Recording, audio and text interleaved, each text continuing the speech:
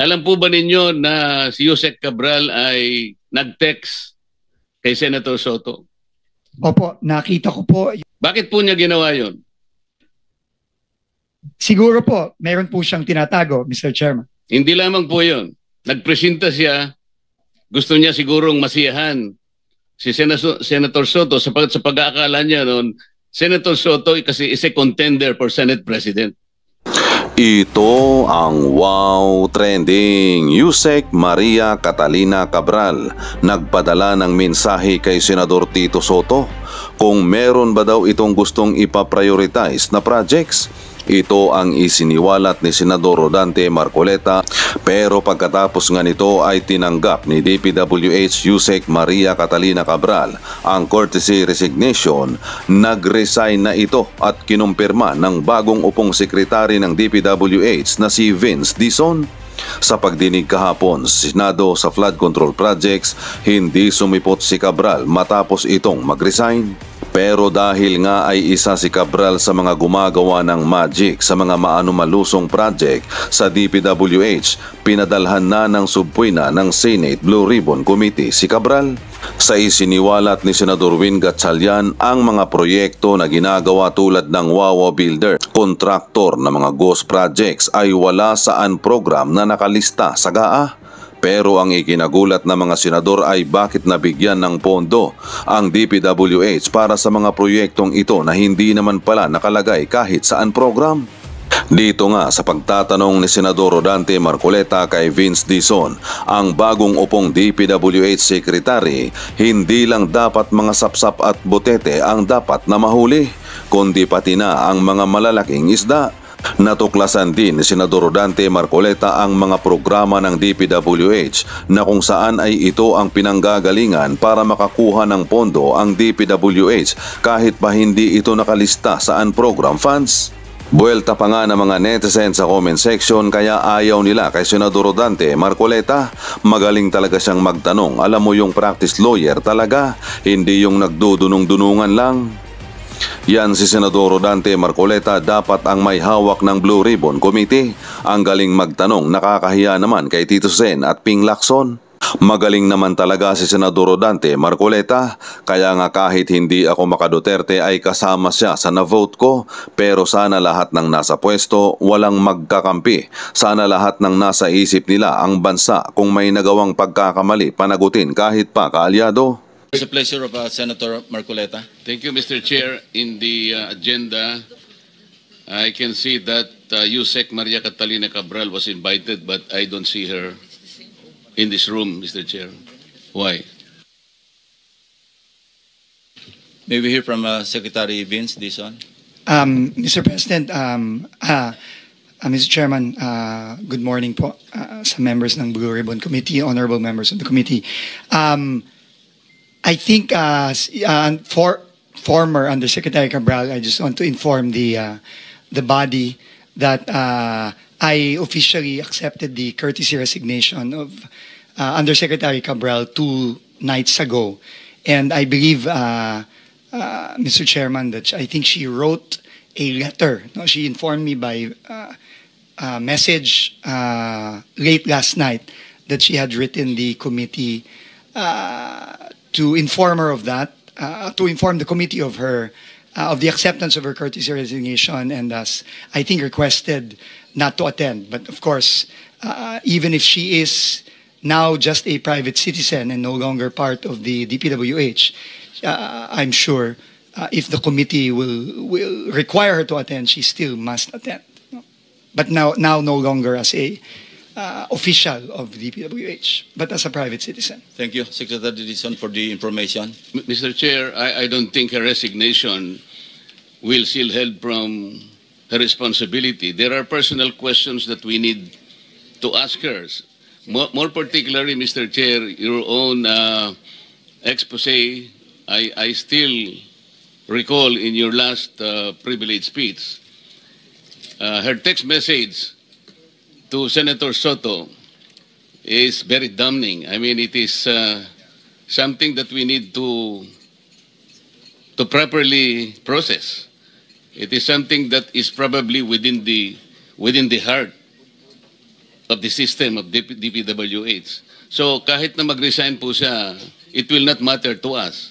There are personal questions that we need to ask. Salamat po. And the chair agrees. So if there is an motion to issue a subpoena and or subpoena duces tecum, then we'll put it into a vote. Yes, Mr. Chair, I move that former Yusek Cabral be still invited to appear before this committee. Invited or issue a subpoena. Or issue a subpoena. Better, Mr. Chair. Any objection? I second the motion. Properly seconded. So ordered. Mr. Chairman, if I may po, just to Yes, please, Secretary. consistent with this po, we have also made public that while former Undersecretary Cabral is no longer with the DPWH, we have been very clear in the new leadership of the DPWH that this does not in any way stop us from continuing our internal investigations on finding out who should be liable for the clear crimes that have been committed against our people. So we will continue that investigation regardless of whether she or any others will no longer be part of the DPWH. Thank you very much, Mr. Chairman. Thank you. Don Marcoleta is recognized. Thank you, Mr. Chair. Secretary Vince, naniniwala ka ba na ang bulok na sistema ng DPWH na pinagsasamantalahan ng napakaraming tao ang problema natin ngayon? Tama po kayo. Naniniwala po ako. Kahit na magpakulong pa tayo ng napakaraming contractors. Halimbawa, 1 milyon na contractors at sa mga opisyalis ng DPWH, pag hindi natin nakorek ang sistema, walang mangyayari.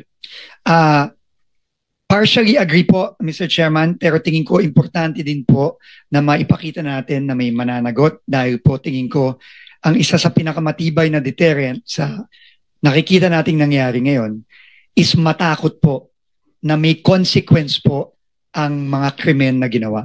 Kasi po kung wala pong consequence, makikita po natin na ulit-ulit to. Pero tama po kayo. Kaakibat po nito, kailangan po ayusin din po ang sistema para hindi na po maulit ito. Pero kung ang mga nahuhuli mo, na ipapakulong mo, mga butete at saka mga sapsap, wala rin mangyayari. Tama? Tama po. Kailangan Tama malalaking isda ang mahuli natin. Tama po, Mr. Chairman. Alam po ba ninyo kung ibig sabihin ng PCMO? Opo, ito po ang project monitoring system na dapat gumagana sa loob ng Department of Public Works and Highways. Alam po niyo yung MYPS? Ano yung MYPS? Ito po yung, ngayon ko lang po na-encounter, pasensya na po, Mr. Chairman, pero sinabi po ng multi-year year project programming. Scheduling. Yes, ito po yung si schedule at pagpaplano ng mga iba't ibang proyekto over a longer period po. Alam po niyo yung Survey 123. Ano yun? Hindi ko alam. Aalamin ko po, Mr. Chairman. RBIA. Hindi ko po alam. Alam Aalamin ko po po. niyo yung SDM4. Hindi din po. Hindi ko din po alam yun. Ang problema po kasi ito yung mga sistemang ginagamit ng mga kawatan sa inyong departamento. Sabi ko nga, kung puro sapsap at mga butete lang ang pakukulong ninyo, walang mangyayari. Agree po ako. Pero sana po, kung makulong po natin itong mga sapsap, sana po magaman din po natin. Kung Hindi po yun ang layunin ng... ng kumiting ito. Hindi sapsap, hindi butete ang aming hinahanap. Agree po. Yung malalaking isda para matigil po ang mga kawatan. Agree po, Mr. Chairman. Alam po ba ninyo na yung sumbong sa Pangulo ang ginamit na batayan ay yung MYPS? Opo, yun po ang ginamit na batayan. Yun po ang ginamit na batayan, kaya mali po lahat. Pati po ang committee ito ay na-mislead. Alam po nyo kung bakit? Po, Mr. Chairman. Ang MYPS po, ang ginamit dyan, puro initial na coordinates. Sana wag ka nang binubulungan muna niyan para na... Ako po bilang personal kong pangtulong sa committee ito, ako lamang po nakakita na ng halos 14 na discrepancy sa mga coordinates na ibinigay sa sumbong sa Pangulo. Naniniwala po ba kayo? Mamaya bibigyan ko kayo ng kopya at ibibigay ko rin sa komite ang 15 proyekto na mali ang coordinates.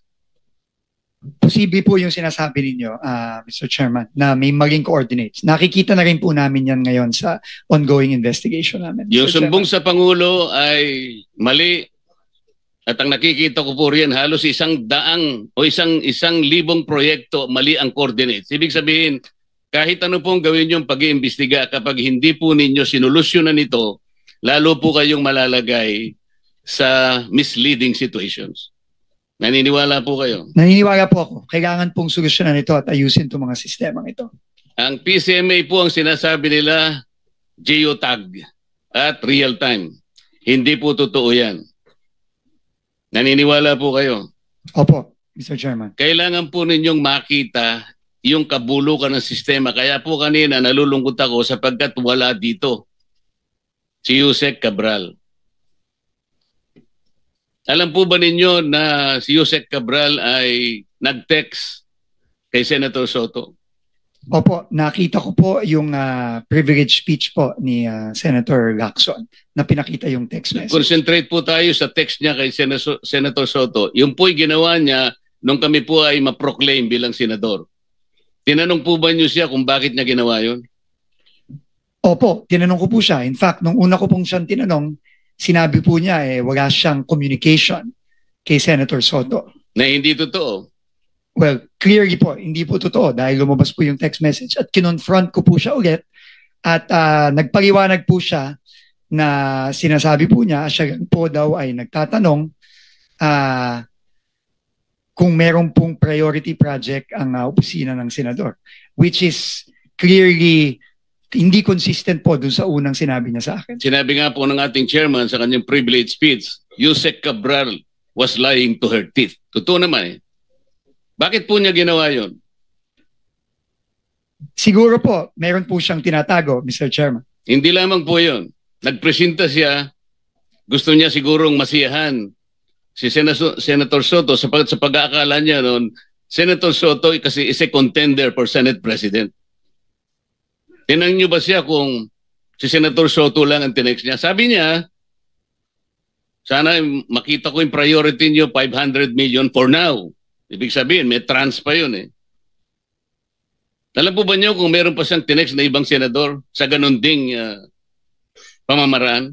Wala na po siyang sinabi sa akin ganun, Mr. Chairman. Naniwala naman kayo na wala na siyang sinabi? Siguro ho, mahirap pong maniwala kung yung una ko Dapat parang sana tanong. po bago niyo inallow siya na mag-resign, ay talagang pinagtatanong. Dito po kasi nakasentro yung sinasabi ko sa inyong talamak at bulok na sistema ng DPWH. Hindi po siya dapat makalampas doon eh. Sayang po. Pero sa mga susunod sanang pagkakataon, kailangan nakaharap siya rito dahil iisa-isahin ko sa kanya para po makita rin ninyo bilang kayo po ay bagong pinuno ng DPWH. Mamimislead po kayo sa napakaraming pagkakataon. Katulad lang po yung sinasabi ni Senator Amy kanina doon sa mga flagship projects, foreign assisted projects. Deliberately po niyang binabawasan yun eh. Nilalagay pa niyo sa convergence. Alam po ba niyo yung mga convergence projects ng DPWH? Opo, Mr. Chairman. Ano-ano po yun? Ito po yung mga proyektong katuwang ng DPWH ang iba't ibang ahensya Katulad po ng ano? ng tourism, ng DOTR, ng agriculture, Katuparan, DOTR, TRIP, DOT, Roll It, DTI, DTI. TICAS, PNP, DND. Opo. Dito po nalalagay. Ano po ibig sabihin ng SSP? Hindi pa ho ako familiar sa SSP. Di rin kayo familiar sa CSSP, Hindi din po. STO. Hindi po. Yun nga po eh. Kailangan, hindi ko po alam ko naman fast learner kayo, pero kailangan magmadali tayo. Napakarami po nitong sistemang ito, dito po sila nagkakanlong. Hanggat hindi po ito yung binusisi natin at ang gusto po natin, ipahuli natin na lahat ng contractors, ipakulong po natin lahat ng 15 contractors, hindi po natin maayos ito. Hanggat Senator hindi Marcoleta, naayos yung kindly sistema. wrap up because you have 5 seconds left. Salamat po, Mr. Chair. Yeah. Gusto ko po kayong tulungan, no, as an aside, no, sa inyong tanong kanina na gusto niyo malaman kung sino-sino pa yung napadala na, o na-operan. Gusto ko pang ilagay sa record, ako po, 18 taon naging senador, never po ako na-operan na magsingit sa National Expenditure Program. Taas na po ako dyan, nasasabihin ko, wala po ako natatanggap na offer. Ewan ko kung bakit. Ako rin po, bakit hindi po ako nagte-text na gano'n? Nagtataka rin po ako eh. Anyway, Senator Jinggoy Estrada is recognized. Thank you, Mr. Chair. Before I proceed, I would like to ask for a consideration.